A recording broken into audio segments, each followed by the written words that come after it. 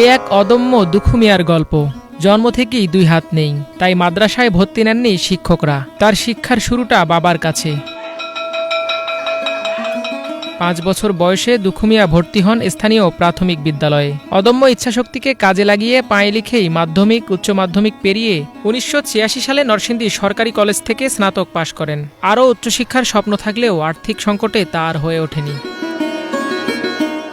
বহুবার সরকারি চাকরিতে লিখিত পরীক্ষায় উত্তীর্ণ হয়েও ভাইবাতে গিয়ে 2 হাত না থাকায় মেলেনি কোনো চাকরি। এভাবেই সরকারি চাকরির বয়স শেষ হয়। তবুও থেমে যাননি দুখু মিয়া। নিজের ও পরিবারের চাহিদা পূরণ করতে শুরু করেন টিউশনি। তারই ধারাবাহিকতায় 2007 সালে প্রতিষ্ঠা করেন প্রতিভা দুখু মিয়া কিন্ডারগার্টেন স্কুল। 135 জন শিক্ষার্থীর এই স্কুলে পাঠদান করেন 9 জন শিক্ষক। তিনি নিজেও পড়ান শিক্ষার্থীদের।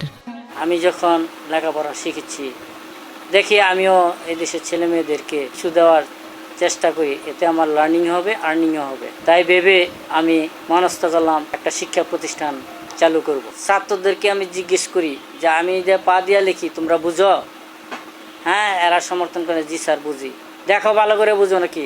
তোমরা যদি ভালো করে না বুঝো আমি তোমাদেরকে আরো ভালোভাবে বুঝাতে চেষ্টা করব। মেধাবী ছাত্র হোক, গরিব ছাত্র হোক, প্রতিবন্ধী ছাত্র হোক, আমার স্কুলে আসলে আমি অগ্রাধিকার এবং মাসিক বেতন, যাদের কাছে যদি 20 টাকা নেই তাদের কাছ থেকে আমি 5 টাকা নিই। আর যারা একবারে প্রতিবন্ধী আমি কোনো টাকা নিই না, টাকা নিতে রাজি না, কারণ আমিও তো একজন প্রতিবন্ধী। দুখু মিয়ার স্কুলে প্রতিবন্ধী শিশুদের জন্য রয়েছে বিনামূল্যে পড়ার ব্যবস্থা। পাঠদান করে দুখু মিয়া জায়গা করে নিয়েছেন কোমলমতি শিক্ষার্থীদের অন্তরে। এজন্যই হয়তো তাকে নিয়ে তার স্নেহসিক্ত শিক্ষার্থীদের অন্তরে অগাধ ভালোবাসা ও ভক্তি। স্যারের হাত না থাকা সত্ত্বেও স্যার আমাদের পা দিয়ে খুব সুন্দর লেখাপড়া করাচ্ছেন। তার অবদানে আমরা আজকে এতটুকু এসেছি। দুর্বল ছাত্রছাত্রী যারা, তাদের জন্য স্যার এক্সট্রা ক্লাস নিচ্ছেন। যাদের হাতের লেখা সুন্দর না তাদেরকে স্যার হাতের লেখা সুন্দর করার চেষ্টা করছেন।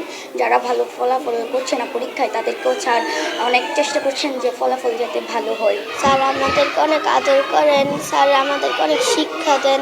আমাদের অনেক কষ্ট করে লেখেন, তারপর আমরা অনেক মুগ্ধ। আমাদের স্যার তো ওনার 2 হাত না থাকা সত্ত্বেও তিনি একটা পড়ালেখা করে একটা স্কুল প্রতিষ্ঠিত করেছেন।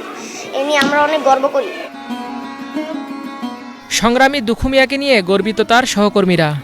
অনেকে যারা 2 হাত 2 পা থাকতো, মানে এত বড় প্রতিষ্ঠান চালানোর ক্ষমতা থাকে না, কিন্তু আমাদের স্যারের কি হাত নাই, হাত ছাড়াও পা দিয়ে কি এত বড় প্রতিষ্ঠানটা চালাইতে পারতেছে। স্যারের হাত নাই গেছে এই কোনো বিষয় নিয়ে স্যার কোন সময় দুঃখ প্রকাশ করে নাই। স্যারে বলছে যে আমার হাত নাই দেখে কিছে, আমার 2 পাই আমার হাত।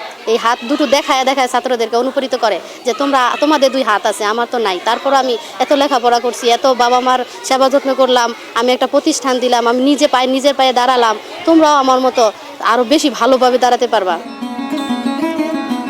স্কুলের পাঠদান পদ্ধতি ও দুখু মিয়াকে নিয়ে অভিভাবকদের আস্থাও বেশ মজবুত। পড়ালেখার মান এখানে খুবই ভালো।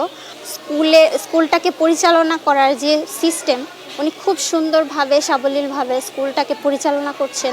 সমাজে এমনও মানুষ আছে যারা নাকি সুস্থ মানুষ আছে, তারাও ঠিক মতো এতটুক জায়গায় যাইতে পারে না, উনি যেই জায়গায় গেছে। আজকে ওনার স্কুলে আমাদের ফ্যামিলির সবাই পড়ালেখা করছে, ভালো কিছু করছে বিদায় তো আমার ছেলে নিয়ে আসছে। পৈতৃক জমিতে নিজের উপার্জিত টাকায় গড়া কিন্ডারগার্টেন স্কুলটিকে একটি মডেল হাই স্কুল বানানোর স্বপ্ন দুখু মিয়ার। আমার আশা ছিল এই স্কুলটা আমি মডেল হাই স্কুলে পরিণত করব। বাংলাদেশ সরকার এমনকি যদি কোনো হৃদয়বান ব্যক্তি থাকেন বা এমন কোনো ধনাঢ্যবান ব্যক্তি থাকেন, আমার স্কুলটার দিকে একটু নজর দিলেই আমার স্কুলটা আমি হাই স্কুলে রূপান্তরিত করতে পারবো। দুখু মিয়া শুধু একাই আলোকিত হননি, আলোকিত করেছেন শত শত মানুষকে। বিত্তবানদের সহযোগিতা পেলে হয়তো বাস্তবে রূপ নেবে দুখু মিয়ার মডেল হাই স্কুল গড়ার স্বপ্নটিও।